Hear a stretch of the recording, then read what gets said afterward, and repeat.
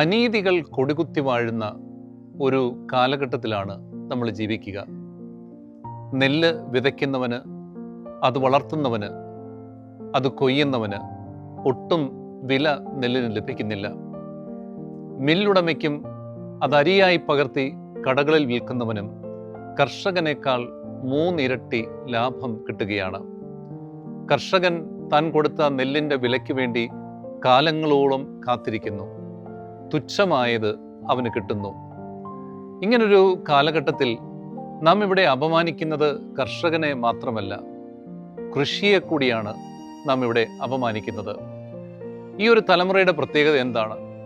പ്രിൻസിപ്പാളിനെ മുറിയിൽ പൂട്ടിയിടുവാനും മയക്കുമരുന്ന് കേന്ദ്രമാക്കി കലാലയങ്ങളെ മാറ്റുവാനുമാണ് ഈ കാലഘട്ടത്തിലെ തലമുറയ്ക്ക് അറിയാവുന്നത്. കർഷകനെ ആദരിക്കുവാനും അന്നം വിളയിക്കുന്നവനെ ബഹുമാനിക്കുവാനുമായിട്ടുള്ള നമ്മുടെ കടമ പലപ്പോഴും നമ്മൾ മറന്നു പോവുകയാണ്. യഥാർത്ഥത്തിൽ നാം ഓർമ്മിക്കണം, ദൈവം ഈ പ്രപഞ്ചം നിർമ്മിച്ച് അത് മനുഷ്യനെ ഏൽപ്പിച്ചത് പരിപാലിക്കുവാനായിട്ടാണ്. കർഷകൻ ഈ പ്രപഞ്ചത്തെ പരിപാലിക്കുന്ന മനുഷ്യനാണ്.